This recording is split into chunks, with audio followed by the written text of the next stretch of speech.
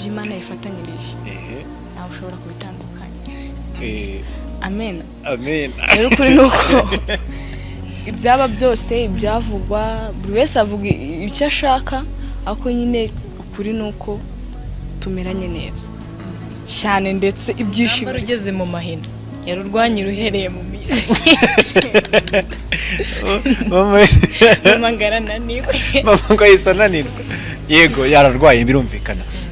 Nagira ngo impamvu wenda mwabonaga mama ari hano, nagira ngo mubone ko nta kibazo dufitanye. Nta kibazo. Sibyo? No mubyavuye muri kahashya reka mvemo. Cyaho ngaho. Twagiye noneho tugiye kuririmba iyo ndirimbo muzanye. Urugamba? Yego. Cyane. Mbese kuririmba ibi bintu mwanyereje muzazi mwana. Abantu babarira. Byagenze bituma tunagahereho. Mwanyereje bigenze gute? Satani yinjiye.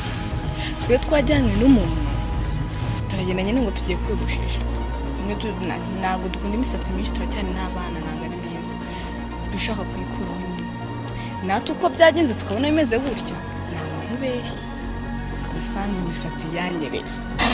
Ese ubwo ratarika twebwe ni umuntu mukuru, ntabwo twamusuzugura ibintu yatubwiye, kandi twagiye tudafite papasi yo kunyereza. Ariko ntabwo binanyereye cyane, ntabwo binyereye. Gusa nyine twagiye tudafite iyo gahunda, ariko nyine bibabaje nuko bisa n'ibyashotse bamwe mu bo musengana yaba, kuko yaba page nanjye gusa bigaragaje Instagram z'ibitangazamakuru mwagiyemo muri competition nayo ndi bazimba muhirimo cyangwa mutayirimo, nibo babipostinze abantu bigaragara babishyira amakomantere menshi, niyo mpamvu babashije kugira ngo bisobanureho, kuko nimba mbizi neza imenya ahantu musengera bitemewe. Ariko nyine ibyo byararangiye kandi imbabazi ntabwo byarangiye. Imana itubabarire, namwe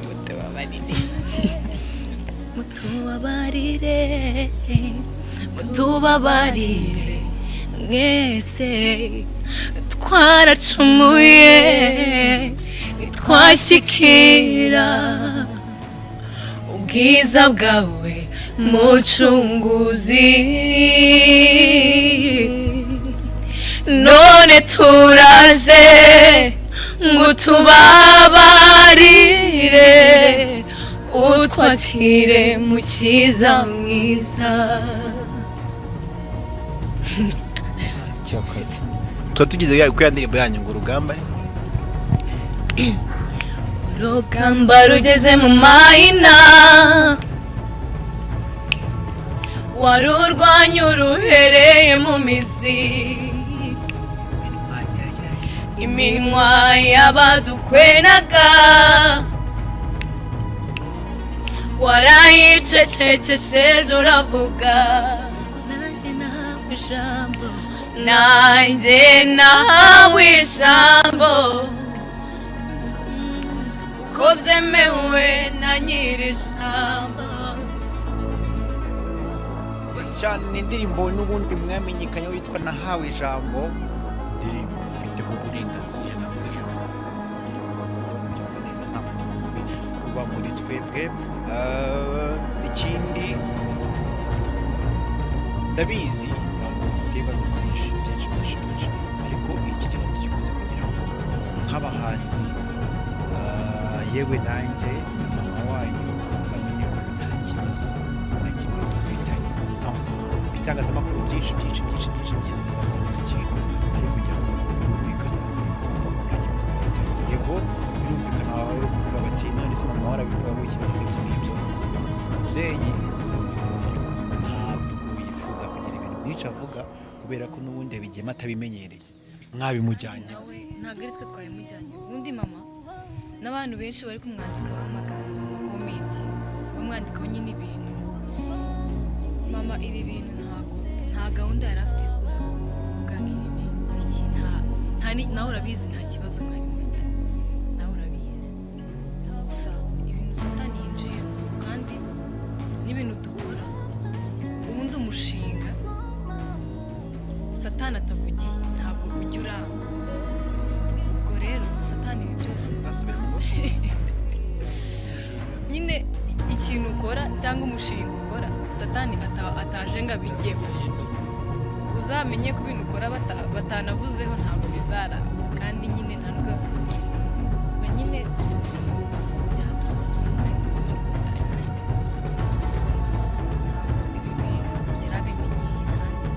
n'ikintu cyamuzanye hano i Kigali yaje hari ibyo nyine aje gufata kuri cano